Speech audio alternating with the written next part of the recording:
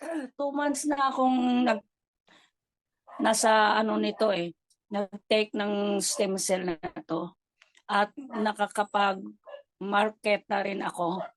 So lahat ng mga na-convince ko na mag-take ng stem cell, lahat po positive po ang result.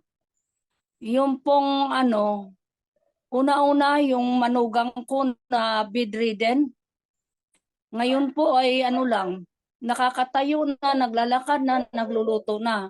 2 boxes po ang kanyang naubos. 8 years na po Grabe. yun 8 years na yun na stroke Kaya maganda talaga ang ating product. Tapos yung iba, lahat naman nag-repurchase na yung mga pinsan ko kasi ang inuna ko talaga, yung mga kamag-anak ko, yung mga pinsan ko, Ma'am, ilang buwan nagre-repurchase sila. bedridden, ma'am? 8 Ano years po bedridden? siya? Ah, 8 years siya na stroke pero na Opo. bedridden siya recently lang, mga last November lang. Wow, Na galing, bedridden ma'am. siya.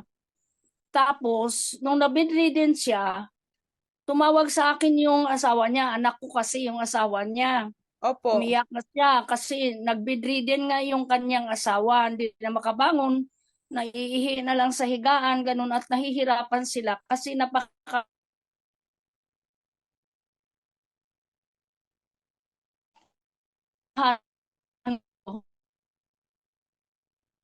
dala yun ang naisip ko, tulong sa kanya. Ang instruction yung anak ko na kung paano niya iinumin yun. Tapos sabi ko, kung gusto mong mabilis kang gumaling, inumin mo sa umaga at sa gabi bago matulog, sabi ko sa kanya. So, yun.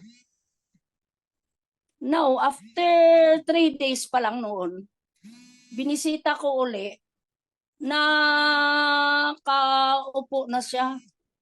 Ting ako doon, nakaupo na siya. Hindi na siya Then after na mga 1 week yun, naubos na niya yung isang box. Nakakatayo na siya. So ngayon, patuloy ko pa rin siyang pinapainom. Maganda naman at nakakalakad na siya, nakakatayo siya ng sarili niya at nagluluto na daw, sabi ng anak niya. Yun po.